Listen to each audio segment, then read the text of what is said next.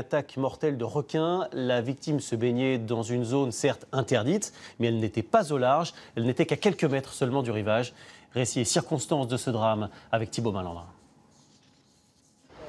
L'adolescente de 15 ans n'était qu'à 3 mètres du rivage lorsque le requin l'a attaquée.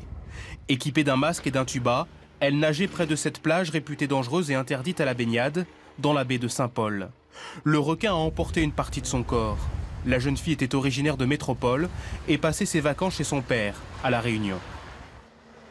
J'appelle les Réunionnaises et les Réunionnais, les Saint-Pauloises et les Saint-Paulois plus précisément sur cette baie de Saint-Paul qui est interdite à la baignade.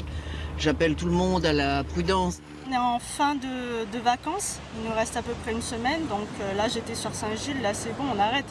Donc plus de baignade pour nous, c'est fini.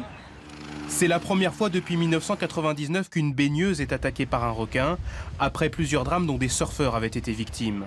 Les autorités préfectorales ont décidé de réagir conformément à la réglementation.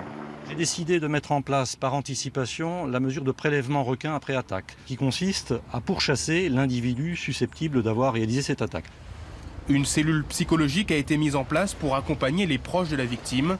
L'île de la Réunion a connu sa 2e attaque mortelle de requin depuis le début de l'année, la 5e depuis 2011. Effectivement, de nombreuses attaques donc depuis 2 ans. Pourtant, des mesures avaient été annoncées plusieurs fois déjà, notamment ces fameuses chasses aux requins dont on vient de parler, ou bien des filets de protection. Mais une zone maritime protégée fait polémique là-bas, comme nous le rappellent Hélène Grégoire et Serge Joux. Sur l'île, il est l'objet de toutes les polémiques. 20 morts en 3 décennies. Cette série noire suscite une bataille scientifique et politique. Pourquoi les attaques de requins se multiplient-elles? Comment sécuriser la baignade et les sports nautiques? La réserve assassin! Ce jour-là, les surfeurs s'en prennent à la réserve naturelle, un sanctuaire marin selon eux responsable de la présence de requins si près des côtes. Ce parc marin est situé au large de la plage de Saint-Paul, là où s'est déroulée l'attaque mortelle aujourd'hui. Vu qu'il n'y a plus de chasse de pratiquer et très peu de pêche aussi, ils ont un garde-manger qui est incroyable pour eux et en toute sécurité. Donc c'est devenu leur zone un peu de vie de tous les jours. Autre explication avancée, la surpêche. Cela oblige les requins à venir chercher de la nourriture plus près des côtes.